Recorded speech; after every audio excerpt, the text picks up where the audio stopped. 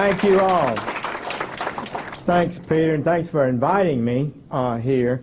You know, Congressman King, when he gets focused on something, you say yes, sir, and no, sir.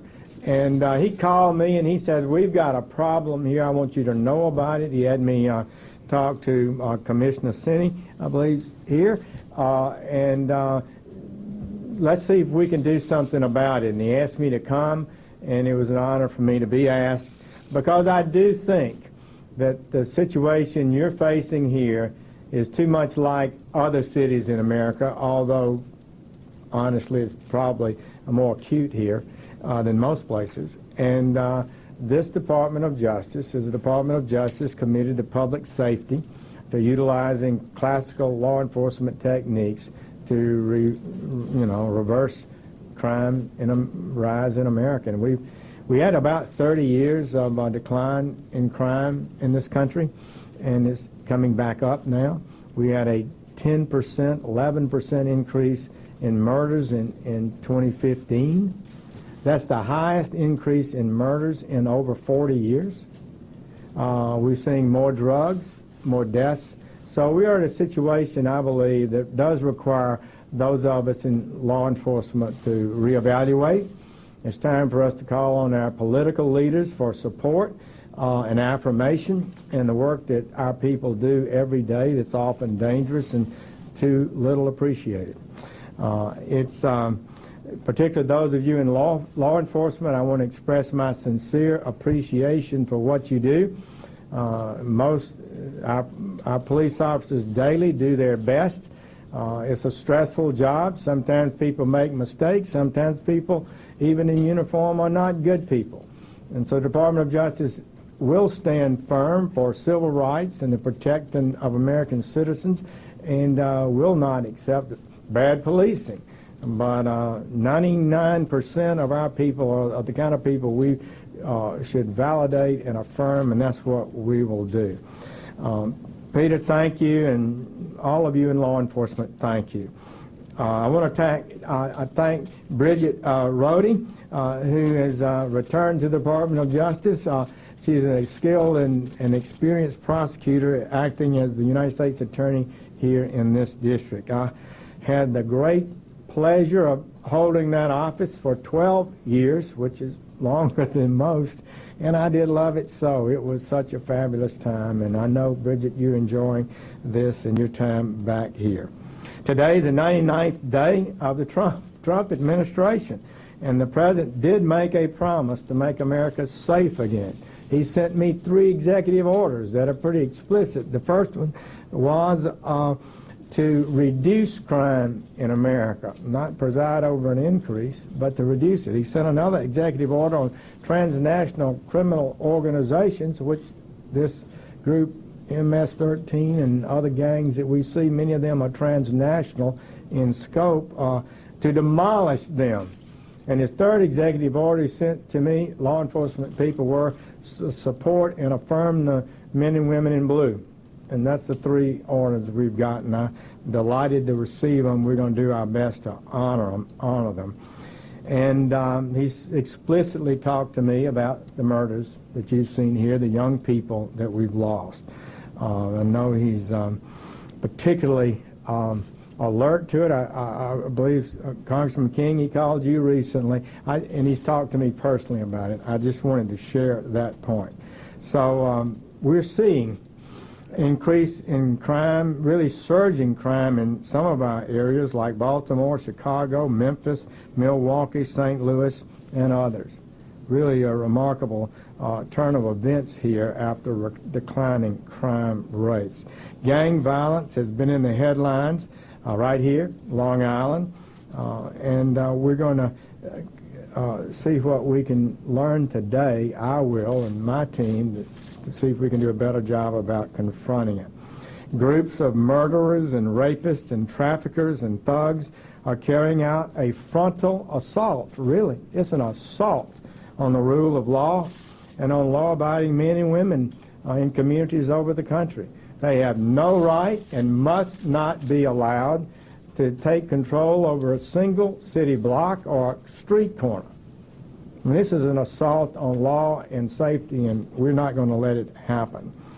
Are these gang members and cartel members we're seeing invulnerable? Are they powerful figures that can't be touched? No. This office here, a number of years ago, made substantial progress against MS-13. We've seen that in other United States attorneys that I've talked to. Felt like they hammered these organizations, but they've come back. So we know we can hammer them again, and we will do so. And it will require state and local officers at the forefront because they get the information first, but sometimes our federal officers who have no jurisdictional limitations on their abilities, even have international abilities that locals don't have. If we work together, I believe we can dismantle these organizations, and that is going to be one of our very top priorities, as I've been directed to do. The MS-13 motto is kill, rape, and control. That's their motto. So that should tell us enough about the kind of group that we confront. Our motto is going to be justice for victims and consequences for criminals. That's what we're going to do. That's how simple it is.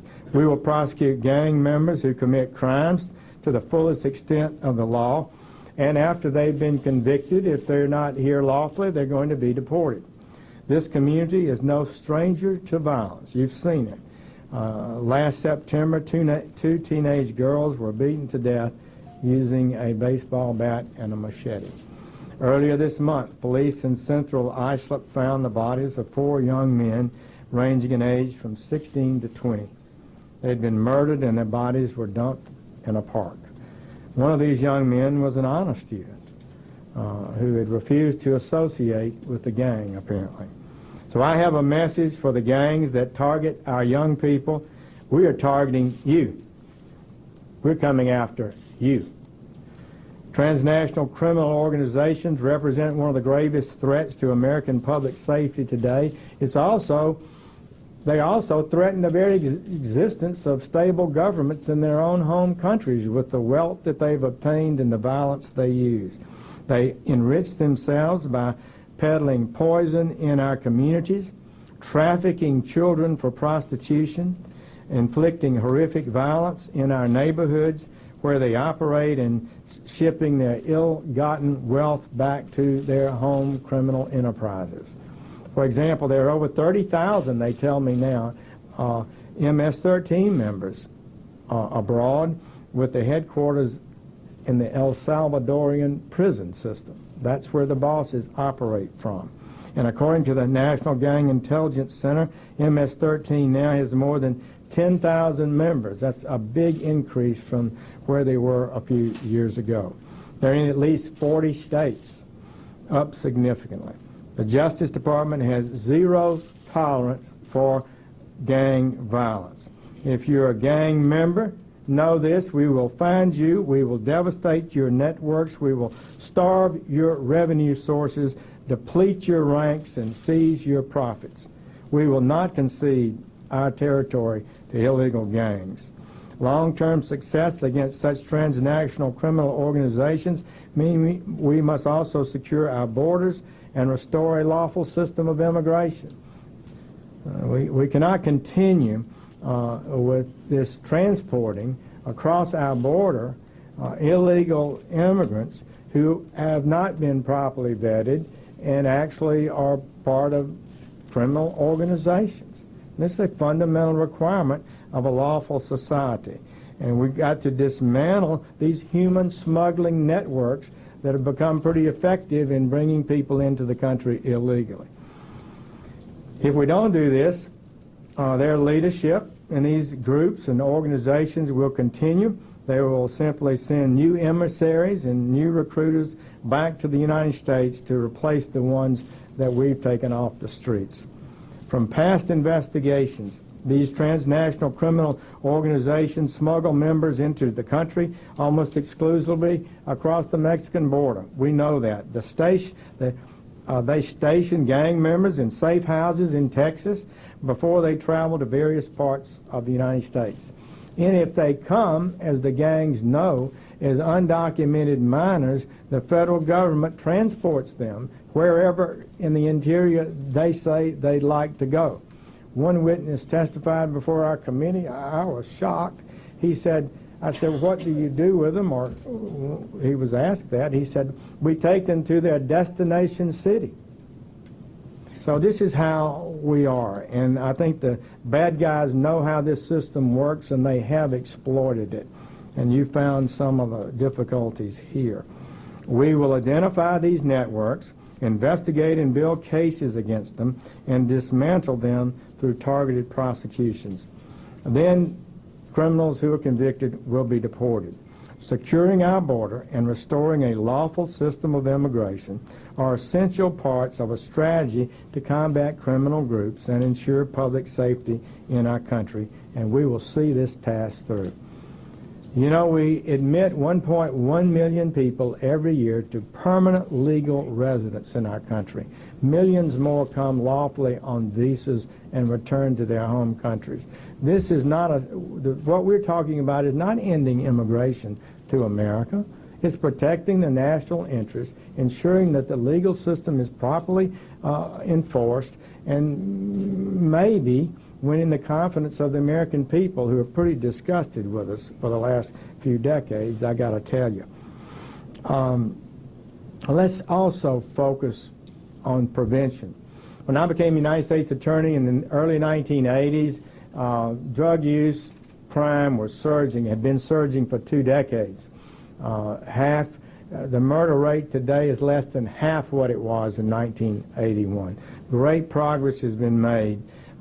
Drug use was much higher, although it's going up rapidly now, but in the last few years, but it was much higher.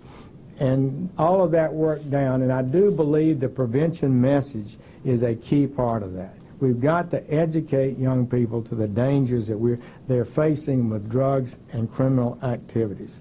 For their futures, we've got to work on it. We know that gangs aren't content also to ruin the lives of just adults. They recruit in our high schools and our middle schools and even our elementary schools. We have proof of that. They recruit unaccompanied minors, and every time they convert a young person to their depraved life of violence and crime, they steal those young people's future and our nation's future. To parents out there, we will not surrender our schools to these gangs. We call on our school leaders to help us in this effort. We will not allow these gang members to prey on our children in the hallways, and this is a fight we can and must win. And if the threat of violence from these gangs wasn't enough, our nation is suffering from an unprecedented epidemic of heroin and opioid abuse, often trafficked by the cartels and these gangs. According to the CDC, more than 50,000 Americans died from drug overdoses last year. 50,000. 140 per day overdose deaths. A new report this week revealed that in 2015, drugged driving deaths surpassed drunk driving deaths for the first time. So our nation must do everything in its power to help young people who find themselves in dark worlds of gang violence and drug abuse. We got to help them as early as possible. But the best way to tackle the problems is to convince young people to stay away from the gangs and drugs. Leadership, education, work. I've seen it. I participated in education programs as a young United States attorney. I saw that turn the tide gradually. It took us a long time, a decade or more, but it made a difference, and it can make a difference again. The fight against violent transnational gangs, drugs, and violent crime will not be easy, but we know we can get it done. Our nation has successfully taken on violent criminal organizations before, and we can do it again. Bridget was involved in the mafia, the La Cosa Nostra effort over the years. It hammered those organizations. They still exist, but nothing like what they were. I remember when we worked on the Colombian cartels, and we eventually made more progress than I thought maybe possible. And we can absolutely take on and defeat these organizations too. So I like to say this is the Trump era, and you can be confident law enforcement and leaderships, we have your back. And in many areas we've also made progress in recent weeks. In March, I issued a memo to the Department of Justice prosecutors making clear that prosecuting violent crime is a top priority of the Department of Justice, directing them to work closely with local, state, and tribal law enforcement agencies to target the most violent and dangerous offenders in each district. Along with our partners at the Department of Homeland Security, we are also carrying out the President's promise to secure the border and to restore a lawful system of immigration, one that we can be proud of, one that serves the national interest, where good people make their application and wait their turn to come into the country. Last month, I announced new guidance to federal prosecutors regarding our commitment to criminal immigration enforcement. We are making such enforcement a priority. Those who attempt to enter illegally are now detained, ending the dangerous catch and release policies that we've seen previously. To reduce the backlog of cases at the border, we've surged immigration judges. We've had a shortage of administrative judges.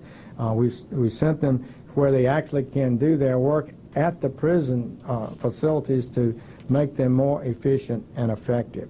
We've streamlined the process for bringing on immigration judges so we can adjudicate the cases promptly. And thanks to the President's clear leadership, illegal border crossings are at their lowest monthly figure in March in 17 years. I thought clear leadership would make a difference, and they've predicted it, but I got to say that exceeded my expectations. We've also taken steps to end the lawless practice of so-called sanctuary jurisdictions. I believe they make the country and the cities less safe. I understand that there are those who disagree, but the American people rightly want to end the lawlessness. Congress has established a lawful system of immigration. It's a complex system, but it has some common sense and practicality to it. The Bureau of Justice Statistics just released a report showing that 42% of defendants charged in the United States District Court were non-citizens. So much of this is the cartels moving people across the border, moving their drugs and illicit activities that come there, and they're the ones that we're catching in a lot of ways that have to be incarcerated.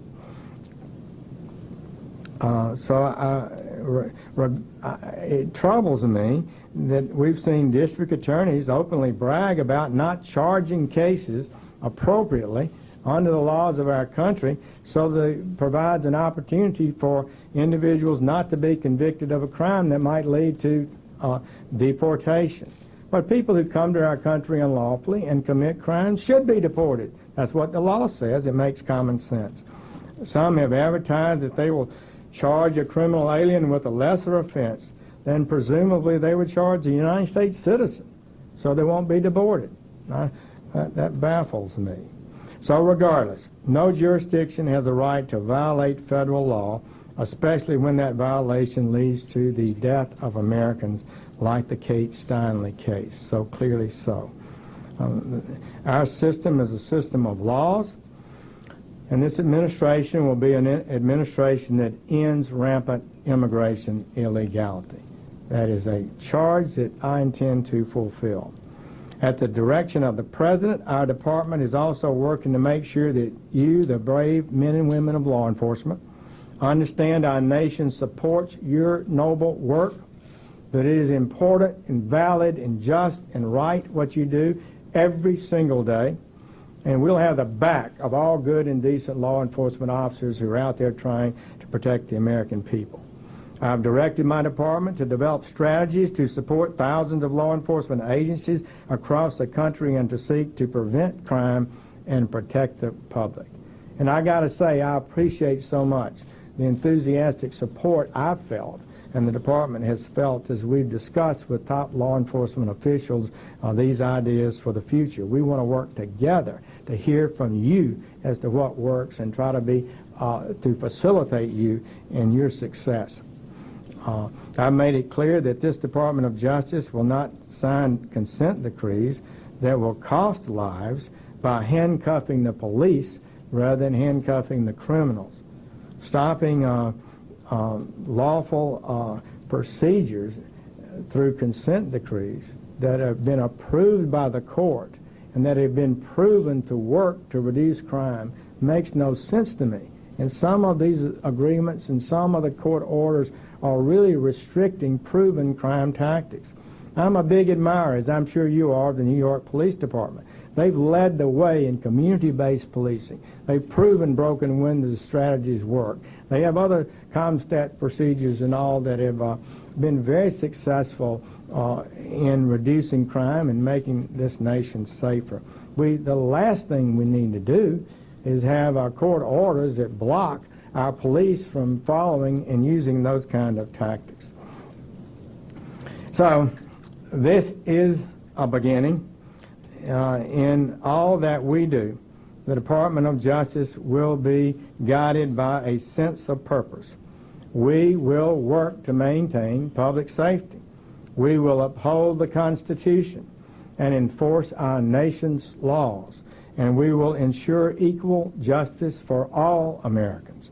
And I'm confident that under the President's support and with you, our local law enforcement officers leading the way, we're going to win this fight.